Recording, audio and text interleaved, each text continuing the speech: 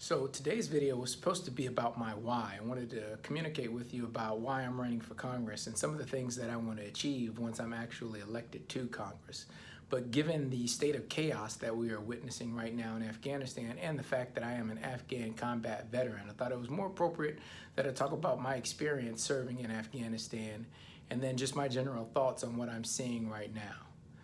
I'll start with the fact that I think the manner in which this withdrawal is happening right now, which can only be described as a state of chaos, is us leaving Afghanistan with dishonor, which is incredibly disappointing for me, given the fact that our young men and women have served honorably in that country for 20 years.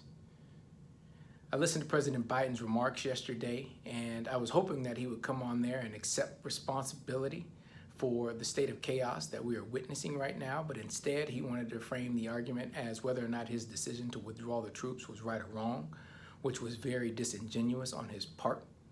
There's always been bipartisan support for withdrawing from Afghanistan. There's always been bipartisan agreement that America's mission in Afghanistan should not be indefinite, that there was a certain point in time when American troops needed to come home.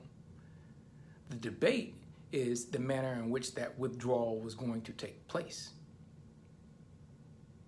So President Trump had already committed to withdrawing the troops on May 1 of this year.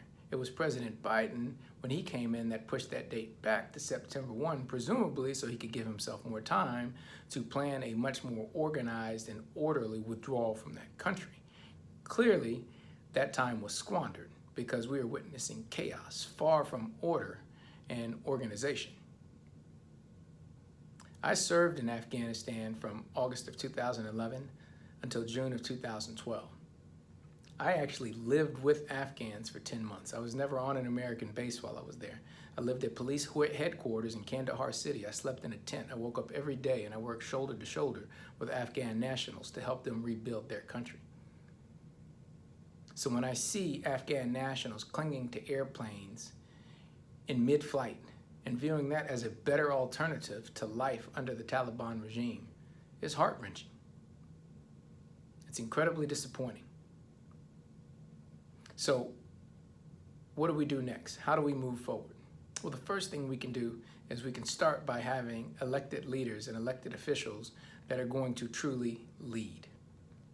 I can assure you that if I am in Congress and when I get elected to Congress, I will never allow America to withdraw from a foreign engagement in the dishonorable manner that we are currently withdrawing from Afghanistan.